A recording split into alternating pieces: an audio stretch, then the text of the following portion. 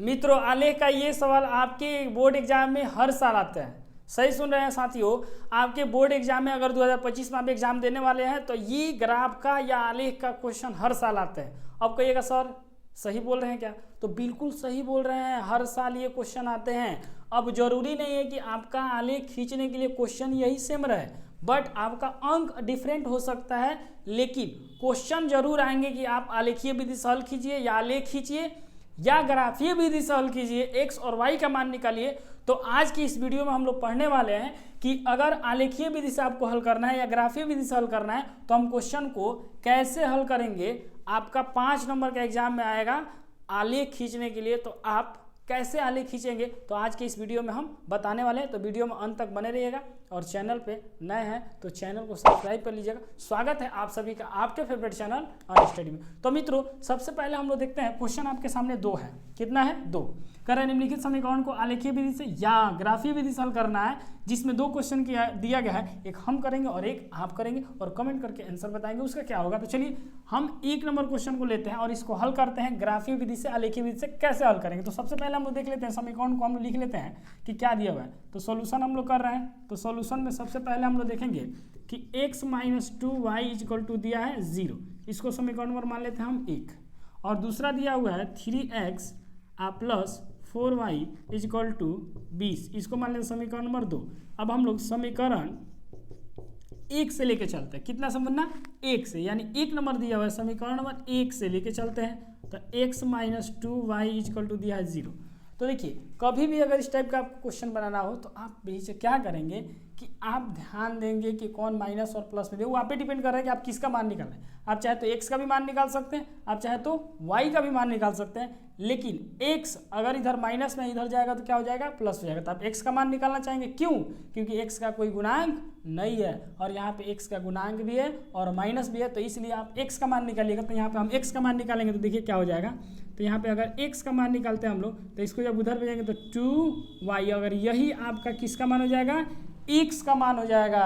और यही x का मान आप निकालिएगा, y का मान रख दीजिए, x का मान निकलते जाएगा। तो सबसे पहले एक छोटा सा हम लोग इसके लिए, इस समीकरण के लिए एक छोटा सा बॉक्स बनाएंगे हम लोग और हल करेंगे और उसमें हम लोग मान रखते जाएंगे। तो एक छोटा सा प्यारा सा बॉक्स बना लेते हैं और इसमें हम x का मान निकाल रहे हैं और y का मान निकाल रहे हैं और ये मान हम लोग रखते जा रहे हैं। तो इधर x और इधर y, आपका x हो गया और y हो गया। अब x का मान हम लोग निकालेंगे, y का मान रखते जाएंगे और x का मान निकलते जाएगा। तो अब देखिए हम y का मान क्या रखते हैं। तो सबसे पहले आप स्वतंत्र है, आप y का मान कुछ भी रख सकते हैं, आप स्वतंत्र हैं कि y का मान क्या रख रहे हैं। तो y का मान अगर 0 रखते हैं हम लोग तो क्या मिलेगा? तो देखिए 0 से 2 में गुना करेंगे तो आएगा 0। क्या आएगा? 0।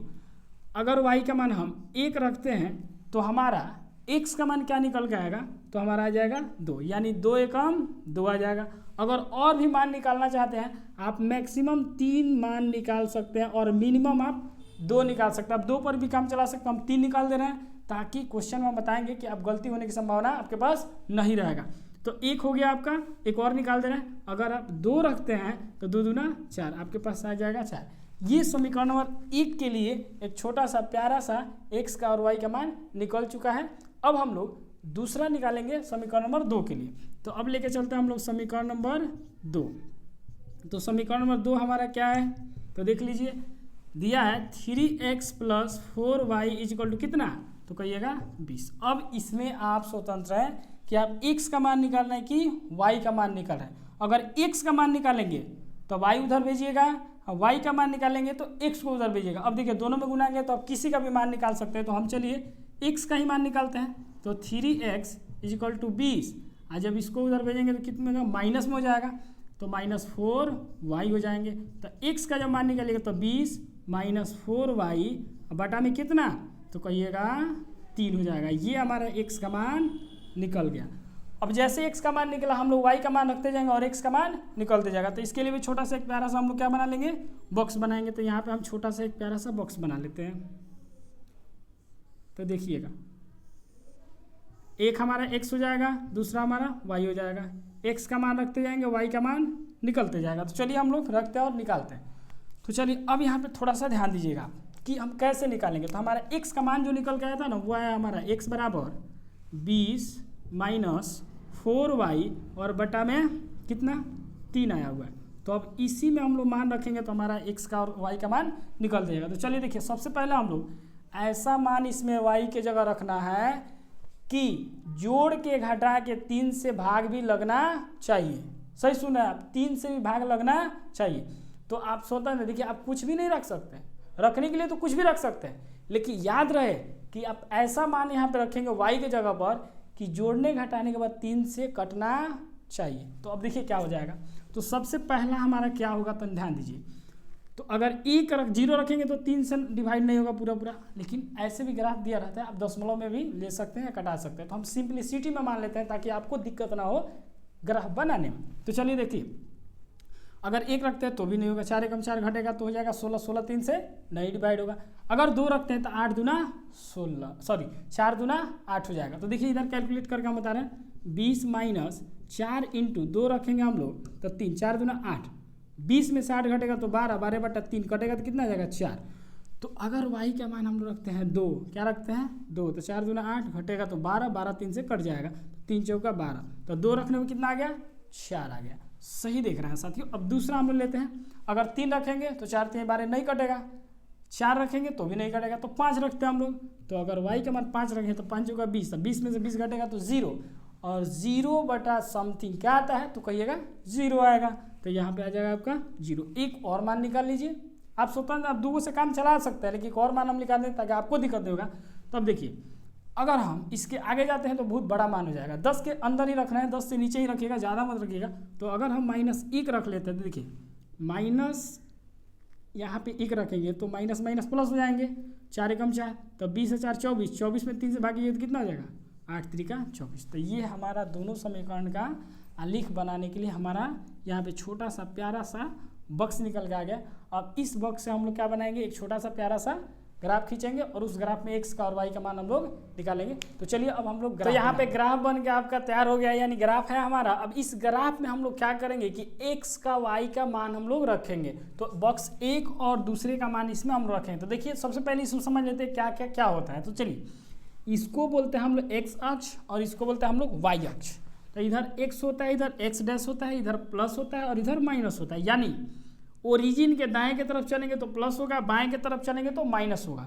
ओरिजिन के ऊपर चलेंगे तो प्लस होगा, नीचे चलेंगे तो माइनस होगा। तो यहाँ पे देख सकते हैं आप लोग कि यहाँ पे इसको बोलेंगे प्लस और इसको बोलेंगे माइनस, फिर इसको बोलेंगे प्लस और इसको बोलेंगे माइनस। अब ओरिजिन के ये लेटी हुई लाइन होता है, इसको हम लोग बोलते हैं हॉरिजॉन्टल और इसको बोलते हैं हम लोग वर्टिकल। अब इसमें हम लोग क्या करेंगे कि सबसे पहले फर्स्ट नंबर बॉक्स का मान हम लोग रखेंगे। तो चलिए रखते हैं हम लोग। सबसे पहले x में 0 और y में 0, तो आपका ओरिजिन पे होगा। कहाँ पे होगा मुन्ना, ओरिजिन पे होगा। नेक्स्ट हमारा दूसरा है x में 2 और y में 2, x में 2 और y में 1, x में 2 ढूंढिए तो है ना x है हमारा हो, तो x में 2 यहाँ पे है और y में 1, तो यहाँ पे कुछ यहाँ पे हमारा इसमें ऊपर के साइड पे चलेगा। चलिए दूसरा है हमारा x में 4 और y में 2, तो x में 4 कहाँ पे है तो यहाँ पे है, और y में 2 कहाँ पे है मुन्ना, तो कहिएगा इधर इधर इधर यहाँ पे है।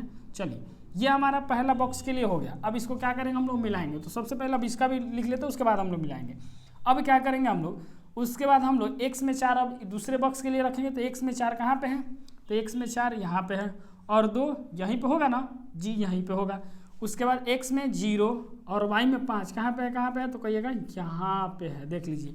उसके बाद x में 8 तो कहाँ पे है, यहाँ पे, और y में कहाँ पे -1 तो यहाँ पे है -1, तो यहाँ पे हो जाएगा आपका कुछ इस तरीक़े से यहाँ पे। चलिए अब इसको हम लोग अब मिलाते हैं। तो चलिए सबसे पहले अब इसको हम लोग मिलाने का प्रयास करते हैं और मिलाते हैं कि कौन क्या। देखिए अब हम लोग क्या किया है, मिला चुके हैं। अब क्या करेंगे कि जो भी मान है उसको हम लोग रखेंगे। तो देखिए 0,0 यहाँ पे है आपका, 2,1 यहाँ पे है आपका, और 4,2 यानी 4,2 यहाँ पे है। तो हम इसका कोऑर्डिनेट लिख देंगे। तो यहाँ पे क्या है तो कहिएगा x में 2 और y में 1। नेक्स्ट हमारा इसको बोलेंगे 0,0, यहाँ पे हमारा हो जाएगा, इसको हम बोलेंगे 4,2 यानी x में 4 और y में कितना हो जाएगा आपका 2 हो जाएगा। उसी तरह यहाँ पे इसको हम लिखेंगे तो क्या हो जाएगा मुन्ना, तो कहिएगा x में 0 और y में 5। उसी तरह इसका आपको लिखना है तो x में कितना 8 और y में -1। अब ये हमारा बन के रेडी होगा। अब कौन किसका है, तो चलिए हमारा 1 नंबर ग्राफ क्या है तो x माइनस, तो यहाँ पे लिखेंगे x - 2y = 0। दूसरा हमारा आलेख के लिए क्या है, तो यहाँ पे इसके लिए आप यहाँ पे लिखिए, चाहे यहाँ पे लिखिए, कहीं आप लिख सकते हैं। तो यहाँ पे 3x और प्लस 4y इक्वल टू कितना, तो कहिएगा 20। और ये हमारा आलेखीय विधि से हल हो चुका है। आप देख सकते हैं, स्क्रीनशॉट ले सकते हैं। अब रही बात कि अब x का और y का मान क्या होगा, तो देखिए x का और y का मान क्या होगा, जहाँ पे दोनों समीकरण एक दूसरे को काटेगा यानी प्रतिच्छेद करेगा, वही आपका क्या हो जाएंगे, आंसर हो जाएंगे। यानी यही आपका हो जाएगा आंसर, यानी x का मान 4 हो जाएगा और y का मान 2 हो जाएगा। तो यहाँ पे लिख सकते हैं x बराबर 4 और y बराबर 2, और यही हो जाएंगे आपके दिस इज करेक्ट आंसर। तो ये ग्राफ का क्वेश्चन आपके एग्जाम में हर एक साल पूछे जाते हैं।